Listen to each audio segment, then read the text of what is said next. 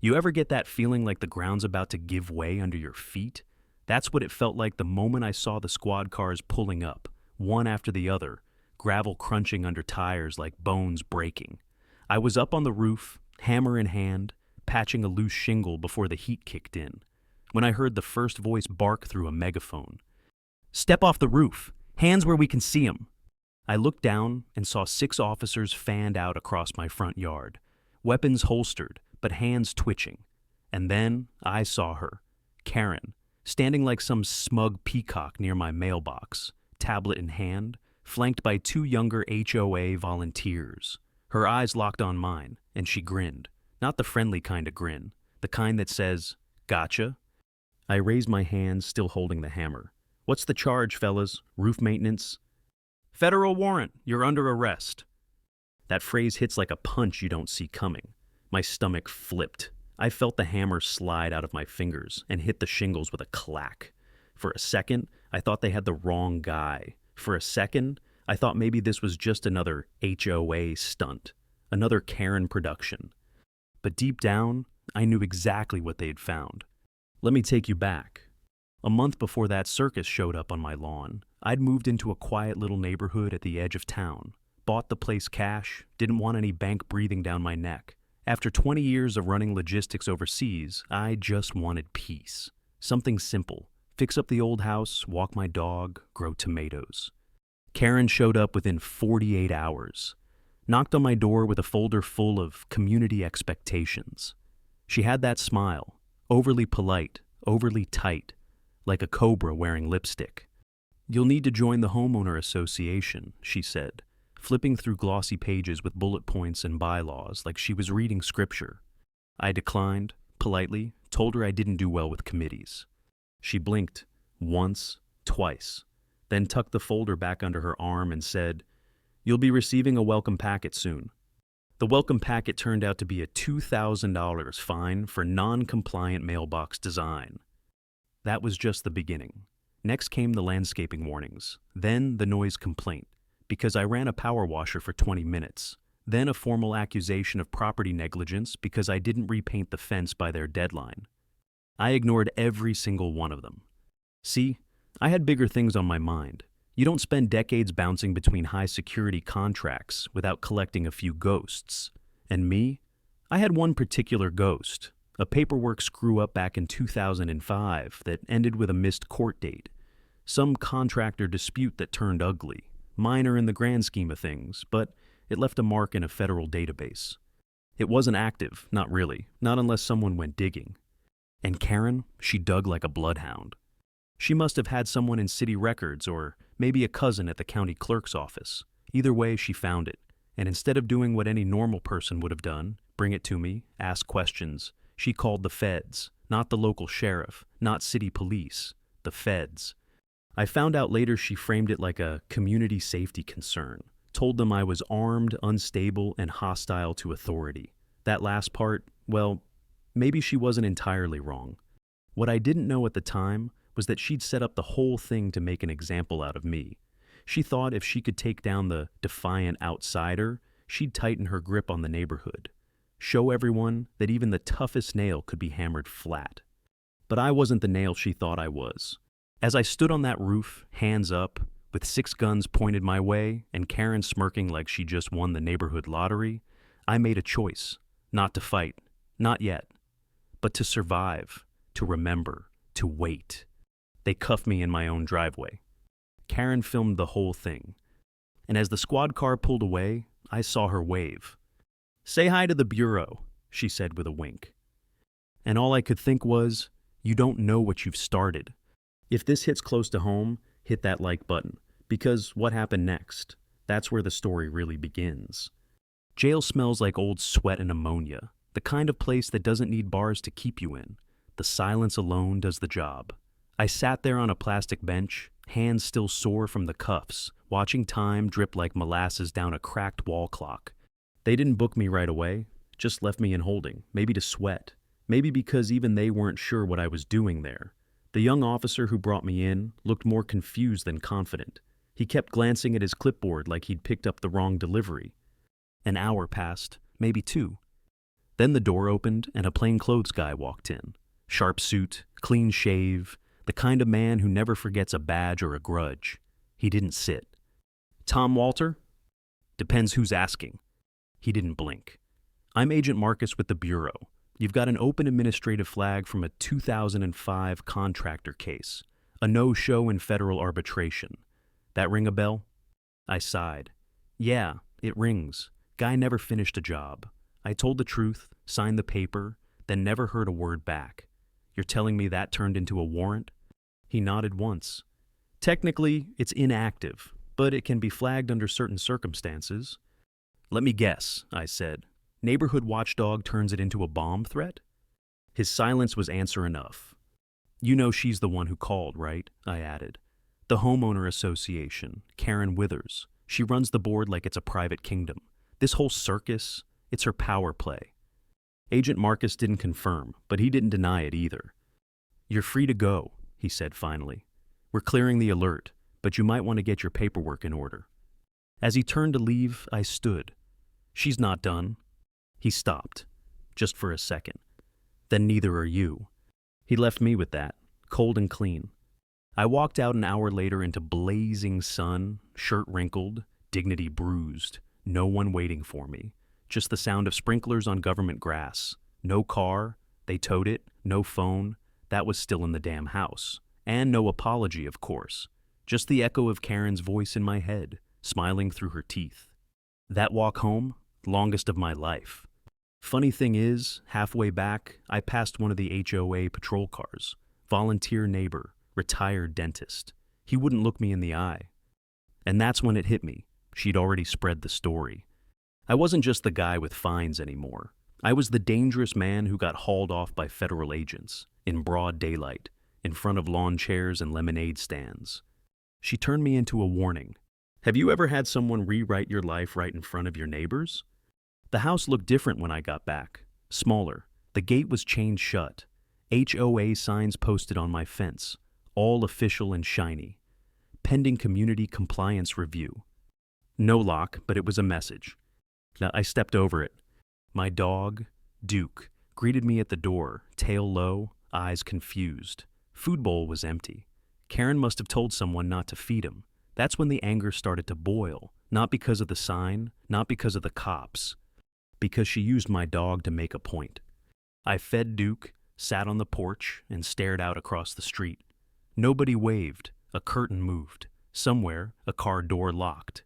She'd turned the whole block against me. So I did what any sane man does when the world kicks him in the ribs. I got quiet because sometimes silence isn't surrender, it's loading. And I had just begun to aim. Stick around, and if you're feeling it, go ahead and subscribe. Because the next move, it wasn't what she expected. Next morning, I woke up before the sun, couldn't sleep.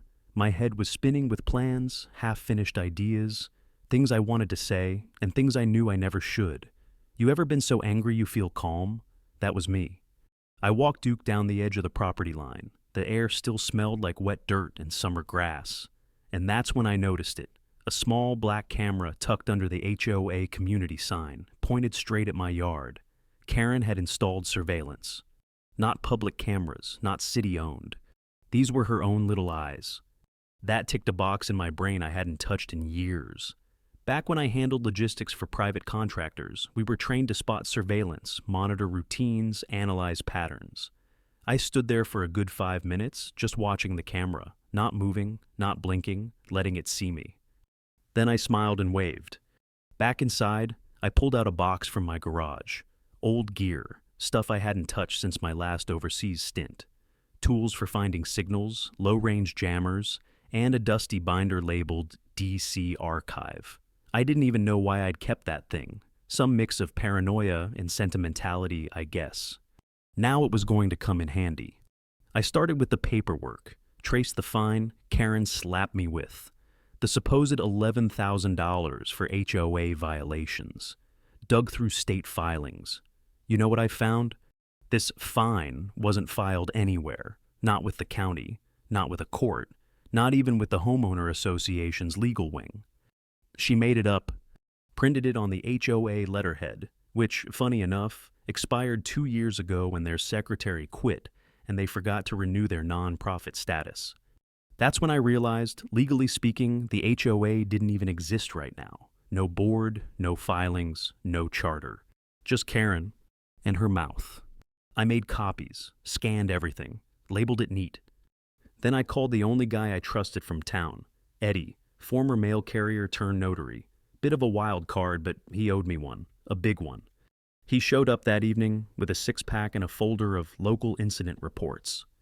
"Heard you got dragged off like bin Laden," he said, setting the beers down. "You all right?" I nodded. "I need a favor." He sat, listened, didn't interrupt. Then he leaned back and said, "You're gonna burn her down, huh?" "I'm gonna let her do it herself. I'll just hand her the matches." We started making a timeline. Every fine, every notice, every photo.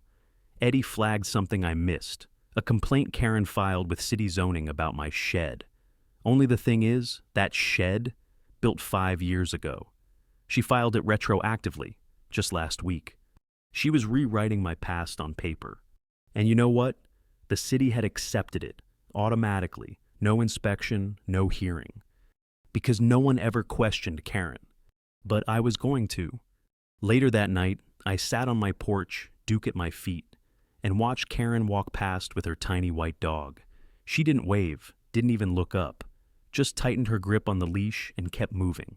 That's when I noticed something new. She had a manila envelope tucked under her arm. She was still moving. But so was I. And I had just found her first crack. "Still with me? Appreciate you. Let's keep going." 2 days later, I made my move, but not the kind Karen expected. See, there's a trick I learned back in the day. If someone's watching you, give them a show. Let them think they've got you figured out, then hit them from a side they didn't know existed. So I acted just like she wanted, rattled, passive.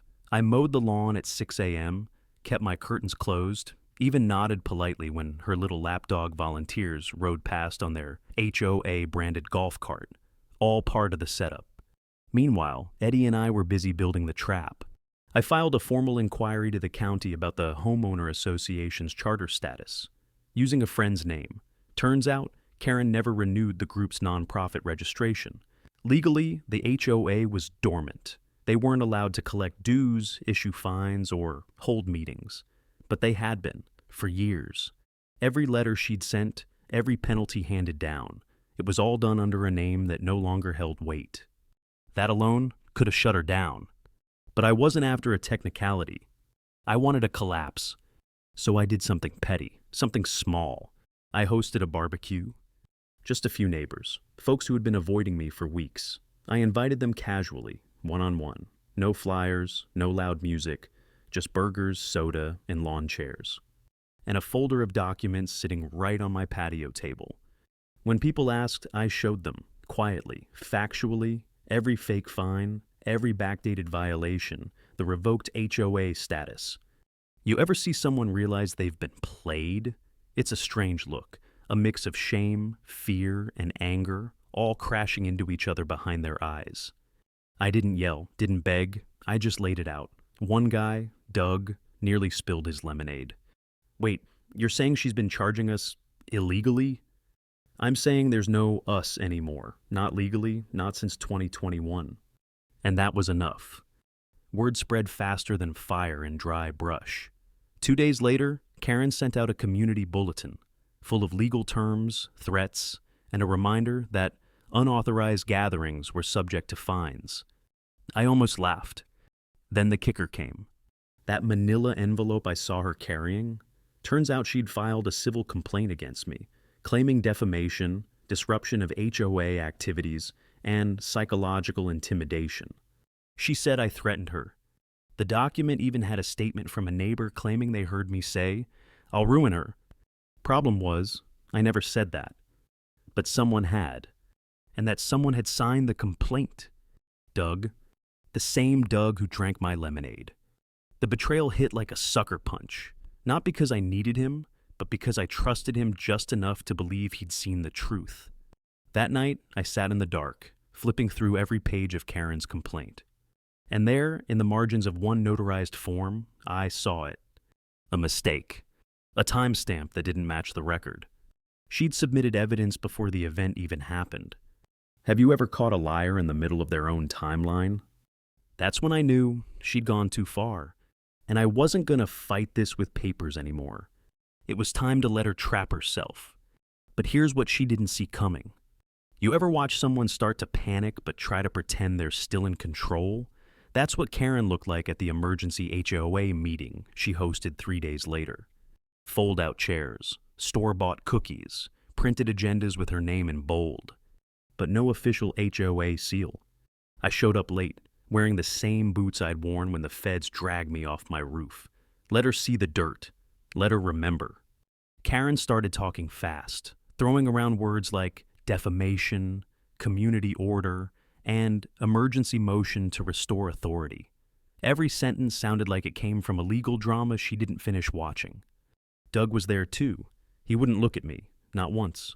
I stayed silent, just watched, let her spin her web, until she brought out the camera. She held up a small device and said, "This footage will be submitted as evidence of hostile behavior. We are documenting all disruptions." And that's when I stepped forward. "Karen," I said, calm as could be, "you mind telling everyone what day this footage was recorded?" She blinked. "What does that have to do with—" "Just the date." She hesitated. "July 7th. I turned to the crowd. "That's funny, because the footage you submitted in your complaint against me, same angle, same timestamp, dated July 9th, 2 days after today." A beat of silence, then murmurs, confusion. One guy even pulled out his phone, scrolling for his calendar. Karen flushed. "You must have misunderstood." I didn't let her finish. I pulled a printed screenshot from my back pocket. "This is what you filed with the court. You dated it yourself. It doesn't match the event, which means it's either doctored or fabricated." Doug stood up. "Wait, you faked evidence?" Karen turned on him so fast you'd think he'd slapped her. "You said you heard it. You signed the affidavit." Doug backed up. "You told me it was just to scare him. You said nothing would actually go to court." There it was. A crack wide enough to split a foundation. I turned to the others. "Everything she's filed, it's been intimidation, nothing real, and she's been doing it in your names." A woman in the back stood. "I got fined $600 last year for a flagpole. I didn't even know we could question it." Another guy chimed in. "She told me the bylaws were state enforced." I didn't have to say another word. Karen grabbed her agenda and stormed out. And I stood there, letting the silence settle, because that was the moment the spell broke. But I wasn't finished. Later that night, I sat on the porch thinking, not about Karen, not about the fines, about Duke. He'd started growling whenever someone walked past the gate, his tail low, ears flat, like he knew the storm wasn't over. And he was right, because the next morning I found tire tracks on my lawn, and a dead squirrel nailed to my fence post.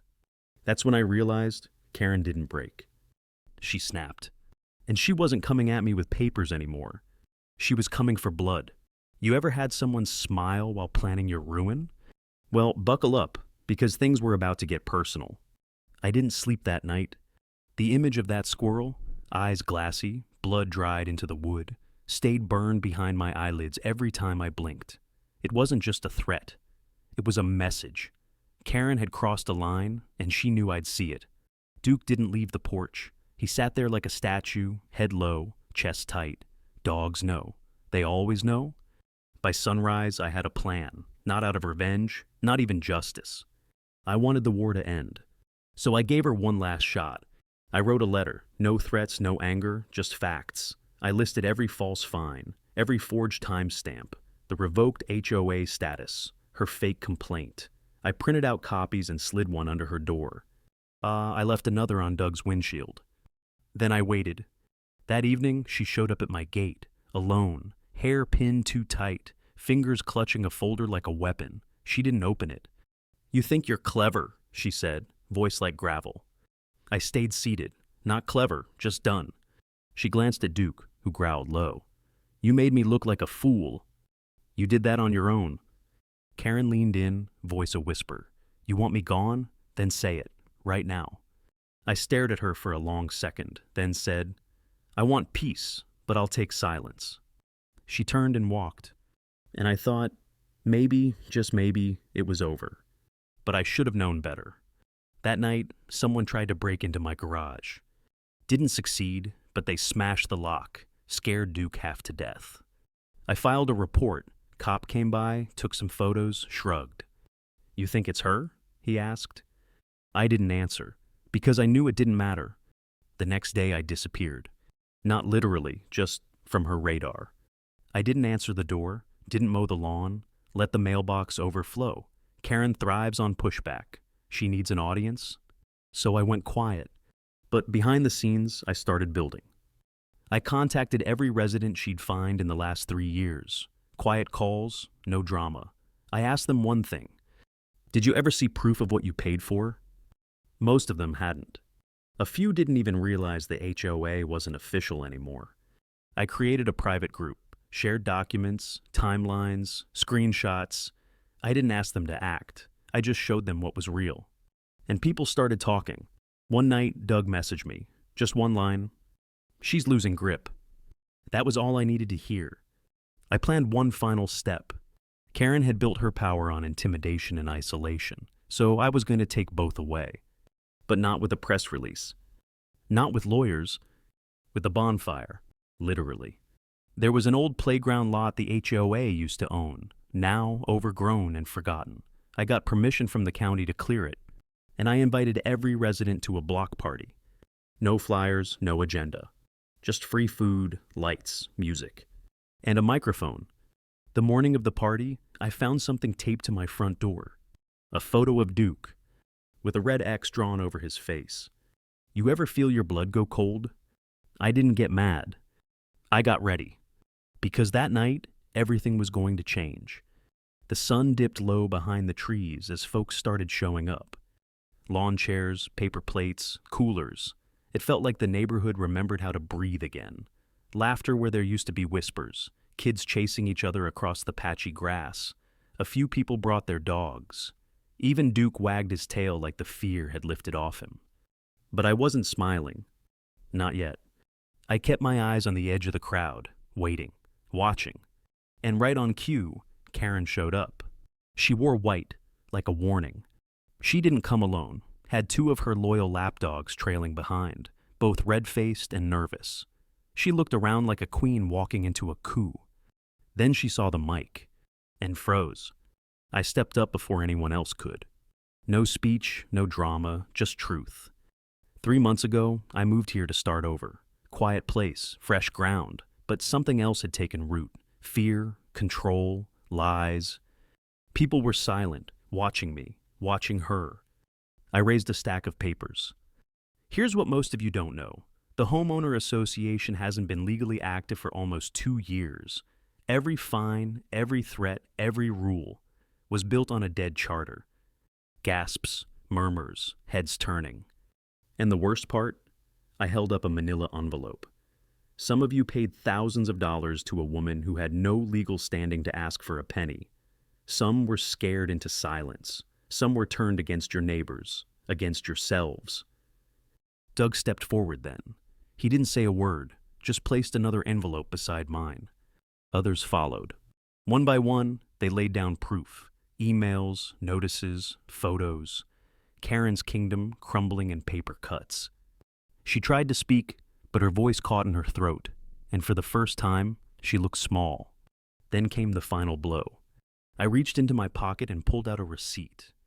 Last week, Karen renewed the HOA charter, quietly, in her name only, no vote, no board, just her. I passed it to Eddie, who read it out loud. That's when the crowd turned. It wasn't rage, it was clarity. She wasn't a leader, she was a fraud. People started walking away, leaving her there, no yelling, no confrontation, just silence, the kind that means you're no one anymore. She stood there for a long moment, then turned, got in her car, and drove off. Not a single person stopped her. I never saw her again. The next morning, the signs came down, the cameras disappeared, the mailbox fines stopped. Doug started waving again. And for the first time since I got here, I felt at home. You know what stuck with me most? Not the victory, the quiet after. Because some wars don't end with a bang. They end when people stop believing the lie. So, if you're watching this on Karenology and you've ever been bullied by someone hiding behind rules and titles, remember this. You don't need to fight loud. You just need to fight smart. And sometimes, you just hand them the matches and let them burn their own house down.